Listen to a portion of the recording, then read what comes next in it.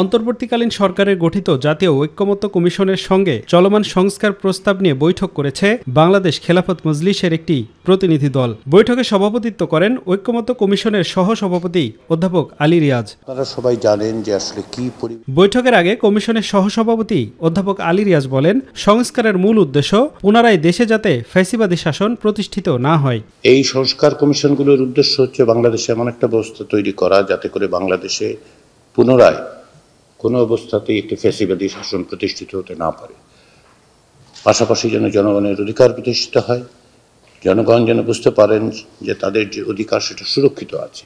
আলোচনা শেষে বাংলাদেশ খেলাফত মজলিসের মহাসচিব জানান, ঐক্যমত্য কমিশনের দেয়া ১৬৬টি সংস্কার প্রস্তাবের মধ্যে ১৫টিতে বাংলাদেশ খেলাফত মজলিসের দ্বিমত রয়েছে। এছাড়া ৪টি বিষয়ে আংশিক একমত হয়েছে দলটি। জাতীয় ঐক্যমত্য কমিশনের পক্ষ থেকে আমাদের কাছে ১৬৬টি প্রস্তাব ওনারা পাঠিয়েছিলেন। আমরা এই প্রস্তাবগুলোকে দলীয়ভাবে বিচার বিশ্লেষণ করে আজকে আমরা মিটিংয়ে শরিক হয়েছি। তো এই মোট প্রস্তাবের মধ্যে আমরা ১৪৭টি প্রস্তাবে একমত হয়েছি। সংবিধানের মূলনীতি থেকে বহুত্ববাদ বাদ দেওয়ার প্রস্তাব করে আল্লাহর ওপর বিশ্বাস কথাটি সংবিধানে পুনর্বহাল করার দাবি জানিয়েছে খেলাফত মজলিস।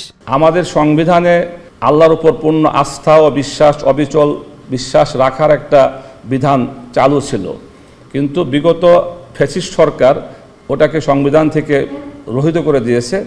আমরা বর্তমান এই সংবিধানে আল্লাহর উপর পূর্ণ আস্থা ও বিশ্বাস রাখার বিধান পুনর্বহাল করার জন্য আমরা দাবি করেছি। আফজাল হোসেন, মাই টিভি, ঢাকা।